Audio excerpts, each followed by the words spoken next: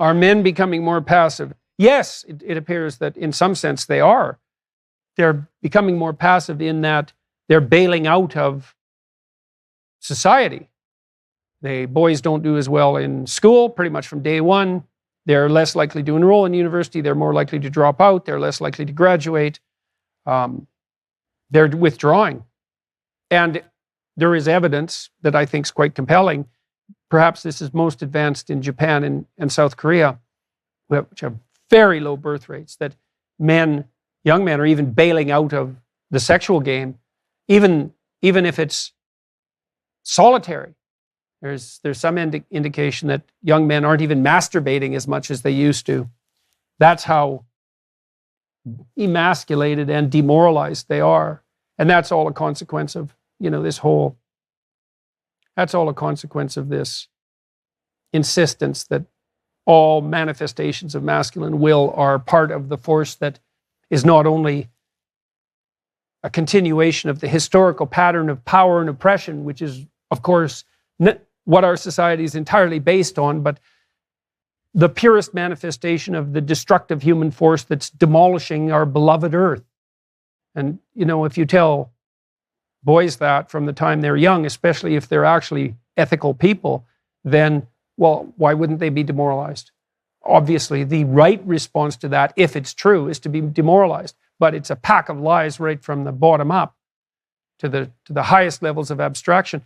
Talked to a man named Marion Tupy the other day. He wrote a number of very good books, 10 Global Trends I think it's every educated person should know. I really like that book. He just wrote another one published in August of 2022 called Superabundance.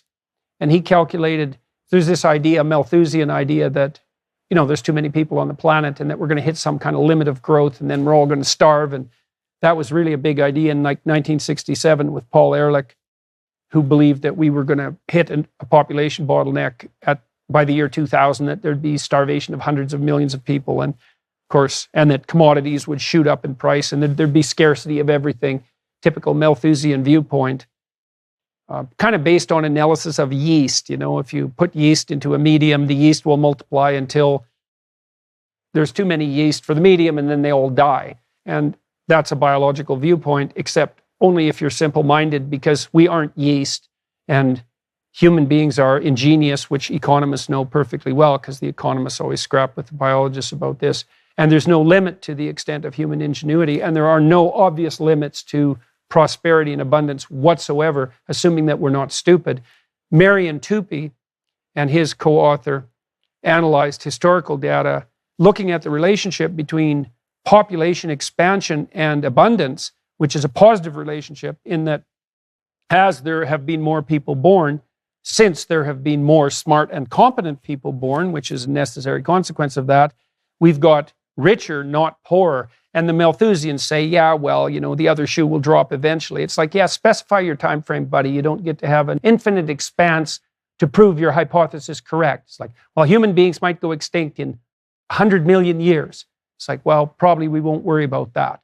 And if you can't specify the time frame, then you have a useless hypothesis. And a man named Julian Simon actually forced Paul Ehrlich, who wrote The Population Bomb, into a corner because he bet him, and a famous bet, that by the year 2000, not only would there not be mass starvation, which there obviously wasn't, but that commodities would get cheaper rather than becoming more expensive. And he let Ehrlich, the biologist, pick the commodities, and Simon won the bet.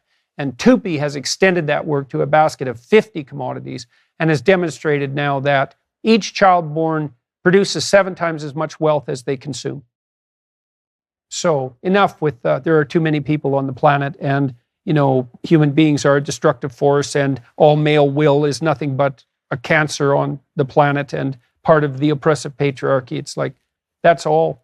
There isn't a shred of evidence for any of that, except that when human systems degenerate, which they do fairly frequently, they degenerate in the direction of allowance for the expression of power, arbitrary compulsion. And so if your marriage disintegrates, you're going to start playing power games with each other. If your friendships disintegrate, same thing. Relationships between children and parents, if they're not optimized, they degenerate into power games. Same in business organizations. and political communities. But the fact that our social systems can degenerate into power games doesn't mean that that's what they're predicated on. And I think the evidence, so Frans de Waal, great primatologist, has been studying chimpanzees for a very long time, and chimps have a patriarchal social structure in that the primary structure of a status relationship in the troop is male. There's female hierarchy as well, but the males are predominant, superordinate, unlike the bonobos, by the way, which are closely related. There's a trope that Marxist biologists established that hierarchies are dominance hierarchies, and the dominance hierarchy is dominated by the most dominant male, and that implies the male who's most willing to use arbitrary force and compulsion. But de Waal has shown very clearly that, well, that sometimes even the smallest male can become the alpha if he has, for example, the support of an older female who has very good social connections within the troop, and if he's extremely good at reciprocal interactions and reconciliation post-conflict. And that what establishes peace and tranquility and prosperity, let's say, among chimpanzees is peacemaking and reconciliation. Friendship, essentially, maybe something like the spirit of voluntary play, and an optimally structured social system from the microcosm, say, husband and wife, to the macrocosm, a large corporation or a state, to the degree that that's governed by the spirit of voluntary association and even play, then it's optimized, as Jean Piaget, the developmental psychologist, was at pains to establish too. So not only are we not governed by the satanic expression of power, dooming us to a kind of authoritarian hell, what we're properly governed by is something like the spirit of voluntary play. And so that's all good. That's all necessary to know for young men, because they're taught so often that their ambition is somehow intrinsically corrupt. And the best thing they could do is just, slough off into a corner and maybe die without making too much noise. Yeah, I had a friend who committed suicide really because he believed that. It took him like 20 years to die. It was pretty painful to watch, but he definitely believed all that. He did everything he could to nullify himself. It was very painful. And so this happens a lot. And then the other thing that accompanies it is, well, men who quell themselves to that degree also suffer the shadow problem, which is all the unlived life, ambition, aggression within them, sexual desire, that just goes underground. And then, well, that's what accounts in part for these explosive, violent crimes. Certainly accounts for a lot of gang crime, because gang crime, that's been established beyond a shadow of a doubt, is all status jockeying. So, and of course, men are unbelievably motivated by status concerns, because women primarily choose men on the basis of their perceived status. That's a bit misleading, because women actually use status as a marker for productive generosity. So if you have to sum someone up quick, you might think, well, does he have resources? But the women aren't, unless they're unsophisticated, they're not really interested so much in the resources, although that's not nothing. What they're interested in is the ability to generate the resources, because that's a much better resource than just resources. Because you could have a useless guy who inherited a lot of money, as opposed, say, to a guy who doesn't have a lot of money but whose prospects are bright. And a sensible woman will take the latter guy over the former, and certainly be in much better condition to have a sustainable and enjoyable relationship. So women often get a bad rap, especially from people in the manosphere, so-called, for being hypergamous, which means mating across and up socioeconomic hierarchies, because women have a preference for men, young women, who are about 4 years older than them, who are as well off or better off than they are. And it's a female calibration mechanism to remediate the inequality placed on women in relationship to pregnancy and infant care. So a woman takes a vicious hit in terms of productivity when she becomes pregnant and has an infant. And so it's in her appropriate interest to find a man who can fill that gap. And she's wired, so to speak, to look for someone approximately as competent as her or more competent. And why wouldn't she? What, she wants another child around? That's not helpful, obviously. And so you don't want to be another child. Now, women who can't distinguish between power and authority or power and competence, power being the ability, let's say, to use compulsion, will and ability to use compulsion. So that's a good definition of power. Women who can't distinguish that from authority and competence, maybe because they never had a good relationship with a single male in their entire life, they'll quell all of that just to get rid of the power. But all it does is fragment their relationships, make it impossible for them to have a functioning, intimate relationship. They're hell on their boys and not good for their daughters either. It's a very bad, low resolution attitude. It can't help but generate resentment. It's a terrible thing when it gets established multi-generationally. So I think Warren Farrell wrote a book called The Boy Crisis, told me yesterday when I was talking to them that every single high school shooter was fatherless. So, I mean, you know, that's a small sample of people, but society seems to be, let's say, degenerating into a more and more woke direction. Well, some of that is pathology of ideological possession, so that's never a good thing when a society becomes more authoritarian in its political requirements. So, for example, many professors now, junior professors, before they're hired, they're required to formulate a diversity statement, which is basically something like a vow to adhere to the tenets of a monotheistic empathy. And it's an appalling political requirement. It's absolutely 100% inexcusable. And that sort of requirement is being smuggled in at virtually every level of social interaction, academia and in business, with the ESG movements particularly. And that's appalling.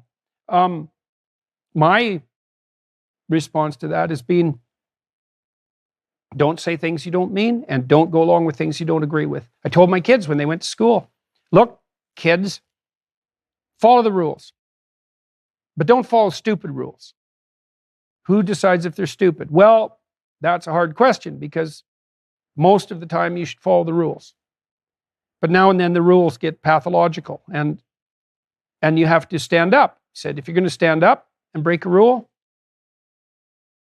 think about it, and you have to be willing to take the consequences. But there's consequences to not standing up to stupid rules too. And if you think that those consequences are lesser, then you suffer from the delusion that there's an easy path through life.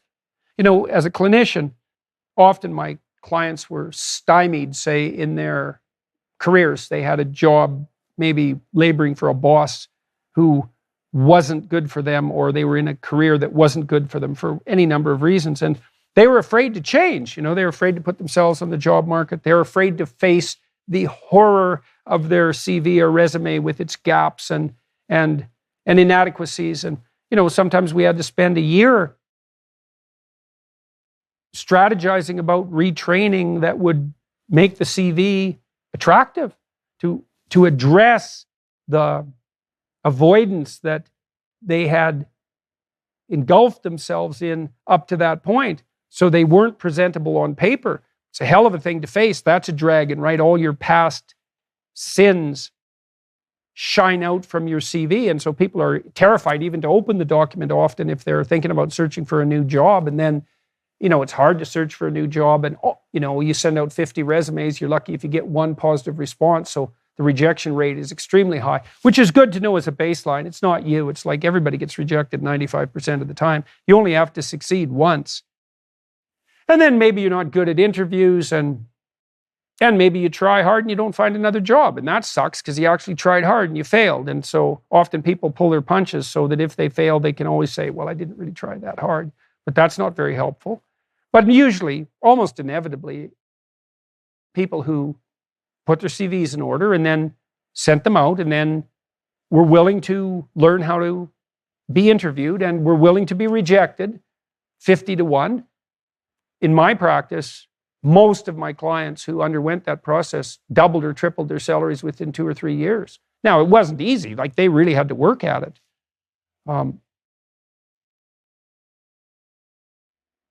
But they were willing to confront what they needed to confront. We know, for example, that self-consciousness, so imagine you think about yourself all the time. What's that associated with? Well, it loads on neuroticism. The more self-conscious you are, the more miserable you are. That's why self-consciousness brought tragedy into the world in the story of Adam and Eve. So the more self-conscious you are, the more miserable you are. It's not about you. Do you want it to be about you? How about if it's about other people? Well, the more you think about other people, if you go into a party and your goal is to make everyone else feel at ease, you won't be anxious. But if your goal when you go to a party is, I don't want to be anxious, all you'll do is think about how anxious you are, and all that'll do is make you awkward, and all that will do is make you anxious, and then you'll have a miserable time at the party. And it's a kind of narcissism. I mean, look, I know people have social anxiety. I know it's terrible. But one of the ways I help people overcome their social anxiety was to say, look, the next time you go to a party, really try to focus on other people. Like, don't try to not focus on yourself, because you just fall into a loop then. I can't stop not thinking about myself, or thinking about myself while I'm not thinking about myself. But you can really concentrate on other people. Like, when I meet people, I've probably met at least 10,000 people face to face in the last 4 years, probably more. And those were semi-formal meetings where I shook someone's hand and asked them their name. So when someone comes up to you and you want to introduce yourself, if you really pay attention to them, the first thing you can see is you can see their tempo, because people move at different rates. Some people are very quick, some people are very slow, and you can extend your hand in a manner that's exactly matches the rate at which they approach you. And so instantly they know you're paying attention. It puts them at ease. Then you grip their hand and you can exactly match the pressure, or maybe just slightly firmer. So someone with a firm grip, you give them a good crushing, and someone gives you a weaker grip. I kind of don't go to the lowest end of weak grip, because I don't like cold fish handshakes. They're a mistake. And so a bit of firmness is all right, but you match that too. And then you ask the person their name, because when people meet me, it's often in situations where they're nervous because of it. They're lining up with other people, and it's an event, and they're nervous, and so they're afraid of making a fool of themselves. And so matching their tempo and their hand grip and looking at their eyes, like really intensely, watching them, then they see that I'm dancing with them, and it makes a little circle of intimacy almost instantaneously. And then if I ask them their name, everyone remembers their own name. And as soon as they manage to get that right, then they're set at ease. And you can get unbelievably good at that. I had to learn that as a clinician, because lots of people would come into my office and they're terrified to be there. They didn't want to be there. It took them like 2 years to get up the courage to go see a therapist. And so part of my job was to make them as comfortable as I possibly could instantly. And a huge part of that was paying attention to them and not to me. And you can get really good at that. Yeah, so when I was a kid, almost all my friends in the town I grew up in dropped out of school by grade 10. Then I had a new crop of friends because I stayed in school. And it wasn't like the boys who stayed in school were more admirable. They certainly weren't to me. They were often more obedient. And it's very hard for tough, cool young guys to differentiate between that kind of passive, mindless, immature obedience and accomplishment. And so they would look askance on achievement at school, because it was hard to dissociate that from just being a teacher's pet, just being a suck-up, or being someone who's hasn't got enough guts to stand up to the system. One of my friends, for example, John Peppard, he was a tough, cool kid, really funny, vicious sense of humor, a lot of older brothers, pretty scrappy kid. He could easily take on guys that were 2 grades ahead of him. When he was 15, 16, he basically challenged our gym teacher to a scrap at the hockey arena. And that was quite the damn challenge. The gym teacher's name was also John, and John was a good guy. I liked him quite a lot, and he was strong. He could do an iron cross, no problem. He wasn't tall. I was about 5'9", I think, and I guess my friend John was about 5'7" by that time, but he was a scrappy kid, and he basically challenged the phys ed teacher to a scrap at the hockey rink, which took a hell of a lot of courage. And John was one of those kids who, he was done putting up his hand to go to the bathroom when he was 15. It's like, I'm not putting up my goddamn hand to go to the bathroom. I'm a man. It's like, you, I'm not putting my hand up to go to the bathroom. And, you know, they kicked him out of school. And I can see why. He broke the rules. But he was an admirable kid, and he went off to work on oil rigs and when he was 16. And that's no job for wimps, I'll tell you, in northern Alberta, where it's like black fly hell and mosquitoes everywhere and 40 bloody below, and you're likely to lose a thumb if you're lucky, and that's all. And, you know, he made a fair bit of money and spent most of it on wild living. But lots of my friends were like that. They were tough kids, and it was very hard for them. They're cynical of things like cadets or Boy Scouts and man, I tell you, the late 70s, that was a great time for cynicism. We had all the cynicism of the hippies and none of the hope. And all those tough kids, they dropped out. And it was very hard for them to distinguish between compliance and accomplishment. And so for the guys out there who listen or who are tough and cool kids and are skeptical about school, what do you want to grow up? You want to be illiterate? You want to be inarticulate? You're going to have to negotiate. You're going to have to lead. You're going to have to convince. You're going to have to think. You want to be highly literate to do that if you want to be cool in the most fundamental sense. You want to be cool like Jocko Willink? That's a good example. Man, that guy's like 3 feet thick. He's as tough as a bloody boot, and he's up at 4 a.m. every day. And he is one literate person, man. He can make an argument. He led his men in his military career.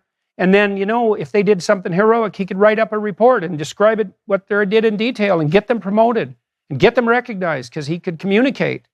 And so if you're tough and cool and you're dubious about achievement, it's like, do it on your own terms, man. Make your own plan. Decide what sort of man you want to be, and then develop the skills. And don't be thinking that it's somehow Oedipal to be literate, because that's a damn fool notion, man.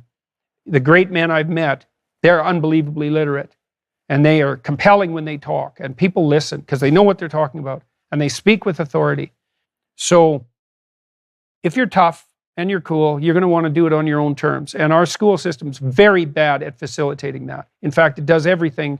It was even designed at the beginning to not facilitate that, because our school system was based on the Prussian military model, and the Prussians, who also trained the Japanese to establish their school systems, by the way, they wanted to produce obedient factory workers and obedient soldiers. There was no autonomy. There was no development of autonomy built into that. And so in our culture, which prizes autonomy, and rightly so, our kids are confused, especially the tough boys, because they think, well, it's admirable to be autonomous, and yet I'm supposed to sit here like a good little boy, you know, far beyond the time when sitting here like a good little boy is actually what I should be doing. So they get sick of it, contemptuous of it, but to their own detriment, especially on the literacy front. So make your own damn plan. Develop a vision of who you could be. And you can do that by finding people you admire, you know, notice who you admire, and then see if you can figure out what they're like, and then practice that, you know, that instinct for admiration. That's your undiscovered future self beckoning to you through the guise of someone else. That's why you're gripped by it. And pay attention to that, you know, and don't sell yourself short. Don't let the foolishness of the school system and its inane requirements for passive, slavish obedience dissuade you from taking your proper place. It's not helpful. It won't do anyone any good, and it'll deprive the world of what you have to offer. So that's a big mistake. Nietzsche said, in order to develop, you have to subordinate yourselves to something. Voluntary slavery, in some sense, to some end over some protracted period of time. And that's the proper conceptualization of discipline. You take it on voluntarily, and then you do have to subordinate yourself to it. You have to listen. You have to obey, but you can do that with the end of freedom in mind, the goal of freedom in mind, freedom and autonomy and responsibility and generosity, all of that, and authority. And so don't sell yourself short, and don't let the people who demand slavish obedience, you know, that puppy dog style of living, don't let them short circuit your future because, you know, you're not inclined towards that kind of obedience. That's actually a virtue, not a vice, even though it's punished certainly in schools, especially by Oedipal female teachers. Although, there's no shortage of men who are participating in that as well. I started thinking about that likely as a consequence of reading both Freud and Jung. Freud was very interested in the idea that there were both undeveloped and repressed parts of the personality, in some sense lurking in the unconscious. And for Freud, much of what was made or left unconscious was often part of the domain of either sexuality or aggression or both. And so those are, in some sense, monstrous domains. And when Jung developed the monstrous domains, in part because I suppose the most monstrous person we can really conceptualize is a truly sadistic sexual predator. So someone who combines uncontrolled sexuality with uncontrolled aggression. So the essence, in some sense, of monstrosity. And Jung believed that he furthered the development of those ideas with the hypothesis of the shadow. You could imagine that the cast-off parts of you, or the parts of you that aren't well developed, have the aspect of partial personalities because they're states of being, patterns of information, patterns of perception that can possess you. So, for example, if you become very angry, then you may say or do things that not only do you regret soon afterwards, but that you don't even see in some sense as part of yourself. And Jung believed that it was useful to, in some sense, name and imagine the subpersonality elements that might make themselves known, for example, in compensatory fantasies. If you're picked on, you might have fantasies of revenge, sometimes very violent. If you're extremely sexually deprived, or maybe not even that extremely, you'll have sexual fantasies. And if you're revengeful and feeling oppressed, and then you might have violent sexual fantasies. That's a part of you. So let's say that's the shadow. And it might be a part that the more strictly moral part of you, so that would be the Freudian superego, or it would be the part of the psyche that Nietzsche would have described as the morality of cowardice. Nietzsche believed that people often were afraid to do things that other people would disapprove of, say, or that maybe they themselves would disapprove of. They didn't perform those actions or think that way because they were moral, but because they were afraid of the consequences. That's why people can go off the rails during a riot, because they believe they won't get caught. And so the fear disappears, and then the lack of morality makes itself manifest. In any case, Nietzsche, Freud, and Jung all believed that there was often undiscovered value in the cast-off or undeveloped parts of the personality, even if they were grounded in unacceptable sexuality, possibly, or aggression.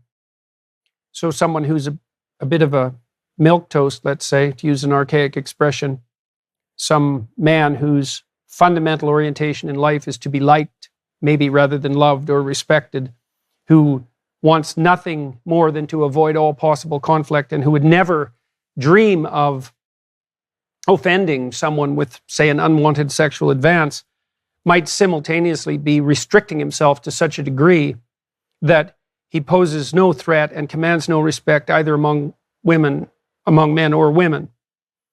And what that means, and he may find that extraordinarily frustrating, and that may in turn lead to the generation of rather pathological fantasies, or at least the harboring of an intense feeling of resentment. A man like that needs to integrate some of that cast-off material, the potential for aggression, the potential for sexual motivation, desire, action, needs to integrate that into his personality. That's the revaluation of good and evil from the Nietzschean perspective. Nietzsche wrote a book called Beyond Good and Evil, and one of the things he posited was that in times of moral crisis, both personal and social, that the set of distinctions between what constitutes good and what constitutes evil have to be reevaluated, and that many things that might have heretofore been regarded as evil need to be recast as good.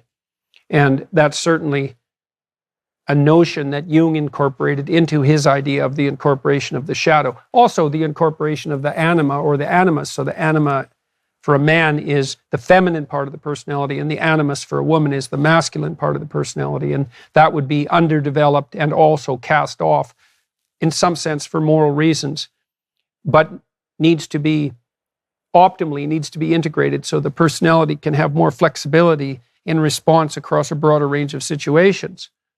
And so, to some degree, you could conceptualize that, and it is conceptualized in literature as the incorporation of a monster. So, the classic female myth, I would say, insofar as it's not the hero myth, because it is that in part, is the myth that's laid out in the story of Beauty and the Beast. And so, in the Disney version, which does a very nice job of laying this out, Beauty is a entirely commendable female. She's attractive and wise, intelligent, ethical, devoted to her father, but not in a pathological way, independent. She has everything going for her. She's the target of the advances of a narcissistic Machiavellian, Gaston, who's like a parody of masculinity. He's sort of, you might think about him as the feminist's patriarchal nightmare in animated form. He's all bluster, and although he's attractive, it's a superficial attractiveness that often characterizes narcissists.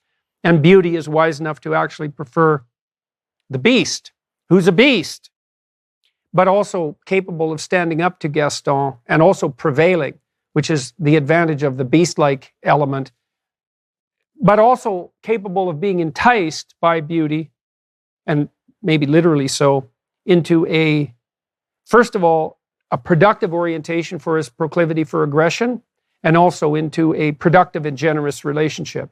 And Beauty being a wise woman and oriented towards the good and characterized by a positive relationship with her father, which is stressed, by the way, in that movie, wants a tameable beast.